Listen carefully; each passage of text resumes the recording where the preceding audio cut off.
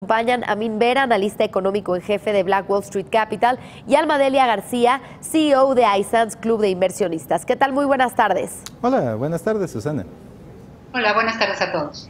Amin, pues en medio de las tensiones comerciales con Estados Unidos, que cada vez crece más esta tensión y la incertidumbre de las elecciones, mayo vemos que fue el peor mes para el IPC desde el 2009. ¿Qué factores crees que presionaron más a la bolsa y cuál es tu perspectiva para las próximas semanas?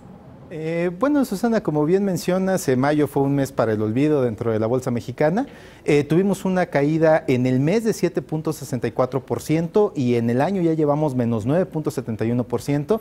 Y bueno, a pesar de que hay ciertos documentos y circulan ciertos análisis que dicen que, bueno, en México está en una coyuntura, esto puede ser un dip, que puede ser una oportunidad de comprar empresas que tienen buenos fundamentales a precios razonables, la verdad es que no se puede tapar el sol con un dedo, ¿no? Una bolsa que está cayendo 10% en lo que va del año te habla de un problema estructural que ya hemos hablado muchas veces aquí en tu programa. México tiene fuertes deficiencias en cuestiones macroeconómicas, sobre todo en el aspecto de deuda pública y la balanza corriente y la cuenta corriente y la balanza de pagos que tienen exportaciones con Estados Unidos.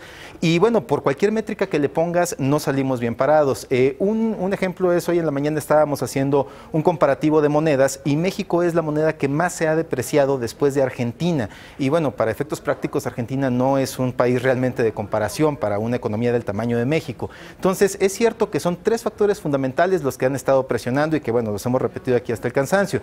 En primer lugar, tampoco se puede negar que, pues, por más que ahora ya traten de acomodarse y todo, realmente el sector privado ve con malos ojos a Andrés Manuel López Obrador y bueno, en esta semana empezaron a salir encuestas que hablan de que tal vez podría llegar a tener incluso la mayoría de la Cámara con intenciones de voto por arriba de 50%, que no hemos visto en México desde que regresamos a la democracia. Los únicos que ganaban con más de 50% eran los presidentes del PRI y ni siquiera Ernesto Zedillo.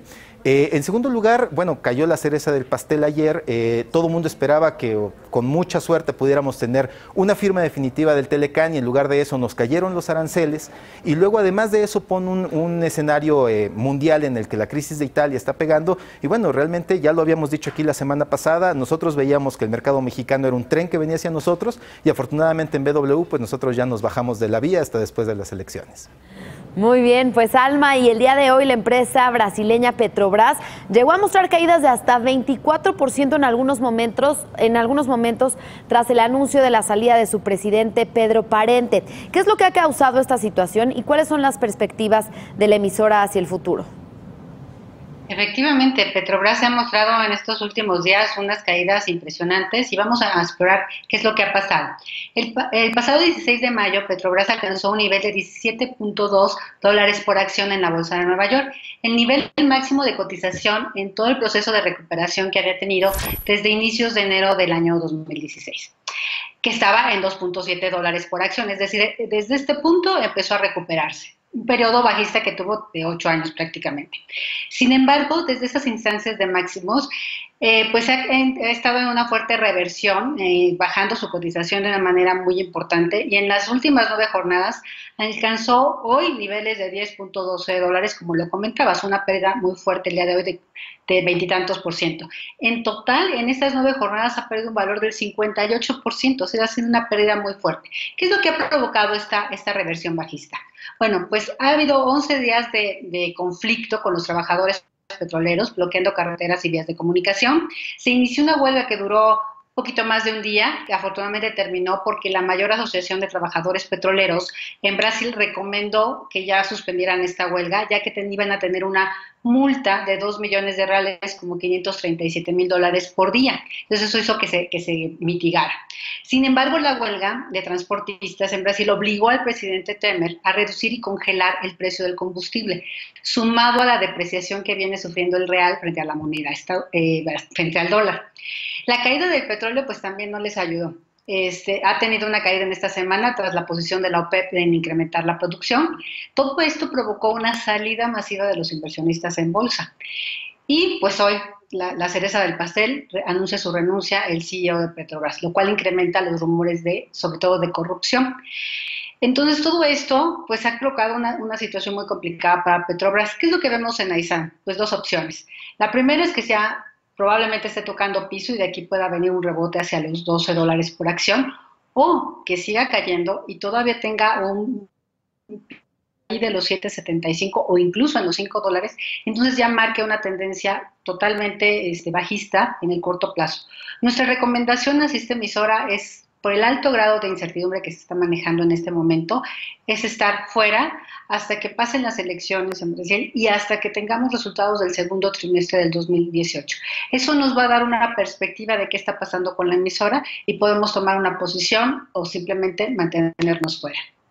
Bien, pues Amin, en estos últimos días, varios de los empresarios más prominentes del país han llamado públicamente a no votar por modelos populistas. ¿Consideras que el mercado ha reaccionado de alguna manera a estas declaraciones? Bueno, efectivamente, esto nuevamente es parte del ambiente político volátil y picado que tenemos de cara a las elecciones. De hecho, estábamos revisando estas declaraciones y es curioso que, por ejemplo, había circulado en muchos medios que incluso Lala se había sumado a esta ola de cartas que mandan los presidentes de ciertas empresas para pedirle a sus empleados que hagan un voto razonado, ¿no? Y ese voto razonado muchas veces nunca mencionan a Andrés Manuel por su nombre, pero sí hablan en contra de modelos populistas, de opciones que no ayudan al desarrollo económico. Entonces, bueno, Lala no fue el caso y aún así la metieron dentro del grupo porque claramente hay muchos intereses que están ahorita en juego antes de la elección presidencial. Ahora, ¿quiénes nos consta que sí se subieron a este carro? Bueno, está por ahí Germán Larrea de Grupo México y está también Balleres de Peñoles. Y el día que mandaron estas cartas o que hicieron público su posicionamiento político, las acciones de sus empresas cayeron alrededor de 6%. Está también por ahí Kimberly Clark de Claudio X González o está también Grupo Herdes. ¿Qué pasa aquí? Bueno, todas estas emisoras tuvieron caídas, ya sea el día que se pronunciaron o al día siguiente, pero este es un punto muy importante porque es lo que marca la diferencia entre los académicos que se dedican a cuestiones de finanzas y quienes estamos un poquito más del lado de la operación. De repente cuando se hacen análisis académicos y estadísticos muy detallados, se tiene esta obsesión por saber cuál es la causalidad. Y saber, se entra en un juego de qué fue primero, si el huevo o la gallina, ¿no? Si realmente cayeron porque fue que dijeron tal cosa o realmente el ambiente ya estaba muy mal y por eso habían caído. Es cierto que en el caso de las mineras, los metales no han tenido el mejor desempeño en este año y tenían ya una tendencia bajista. Esto es mucho más claro en el caso de Herdes, porque traía ya una caída de cuchillo muy importante, derivada de malos resultados financieros trimestrales, cierta carga financiera que no debería de tener. Y bueno, si a eso les sumas la perspectiva de, híjole, pueden terminar enfrentados con el próximo presidente, bueno, puede ser una causa de que acabe de desfondarse. Lala, aunque no se sumó, pero apareció en distintos medios que podía ser parte de este grupo, también tiene muchísimos problemas que ya vienen de antes, derivados, por ejemplo, de la compra millonaria que hizo de Vigor hace algunos meses, unos resultados trimestrales para el olvido y ya venía en caída libre. Al final, en el momento de poner o no una inversión en estas emisoras, la verdad es que en el fondo no es tan importante quién fue primero. Estas caídas reflejan lo que hemos venido viendo desde hace mucho tiempo y los posicionamientos políticos de sus directores solamente ahondan ese panorama. Tenemos una mala perspectiva económica de México para adelante, tenemos una mala perspectiva económica en la región para adelante, tenemos volatilidad en los mercados mundiales para adelante y bueno, si a esto le sumas una confrontación con el poder político, el supuesto próximo poder político en México, pues no ayuda. Al final, la conjunción de todos estos factores nos lleva a la misma conclusión de siempre. Nosotros, fuera de México hasta después de elecciones. Bien, pues Alma, el día de ayer, tras el anuncio de la imposición de nuevos aranceles al aluminio y al acero que México y Canadá exportan a Estados Unidos, hubo emisoras que se vieron afectadas en el mercado local, entre ellas Lala. ¿A qué crees que se debió esta caída y qué empresas y qué esperas para esta emisora el resto del año? Pues efectivamente Lala tuvo un retroceso el día de ayer de menos 9% y hoy de menos 1.52 adicional a lo que ya había caído. Se hizo mucha broma entre los inversionistas porque pareciera que todo esto de los aranceles que se pusieron al acero y al aluminio, pues es lo que estaba afectando a Lala. Y se decía que a lo mejor era la nueva exportadora de acero en México y para el mundo, ¿no? Realmente no es esta la parte que más la impactó. Sin embargo, obviamente, pues como fue en el día justo que se dio este anuncio, pues pareciera que estaba contaminada por esto. ¿Qué es lo que pasó? Pues realmente, como decías Amina hace unos momentos, ya trae una tendencia bajista la emisora Lala desde el 2016. Simplemente pues continúa con esa tendencia y se ha pronunciado todavía más desde la adquisición de Vigor en Brasil. O sea, realmente la compraron, fue una adquisición aparentemente con muy buenas perspectivas. Sin embargo, lo que está pasando atrás de eso es que hay una deuda muy importante y en dólares. Y esto ha provocado pues que tenga un doble efecto. O sea, no solamente es la deuda, sino que también el tipo de cambio no ha beneficiado para nada a la emisora. Y adicionalmente, pues todo este conflicto que hay en Brasil, pues ha contagiado también a todo el conjunto del mercado. Entonces trae como situaciones muy complicadas.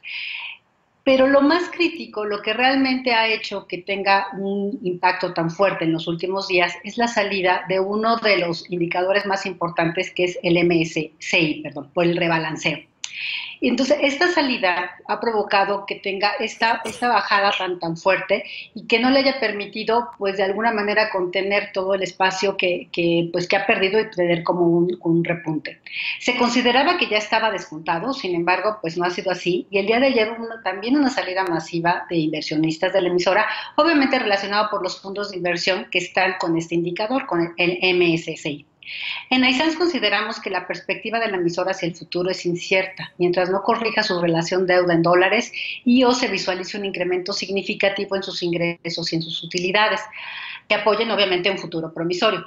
Por lo tanto, puede continuar con su tendencia bajista, aun y cuando aparentemente están haciendo todo lo posible dentro de la compañía para incrementar el consumo de los lácteos.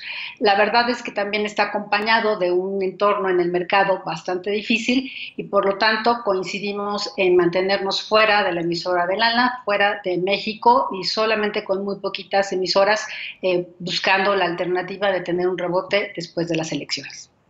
Bien, pues muchas gracias por este análisis de hoy. Amin Vera, analista económico en jefe de Black Wall Street Capital, y Almadelia García, CEO de iSANS Club de Inversionistas. Que tengan gran fin de semana. Igualmente. Hasta luego, Susana. Gracias. Gran fin de semana para todos. Gracias.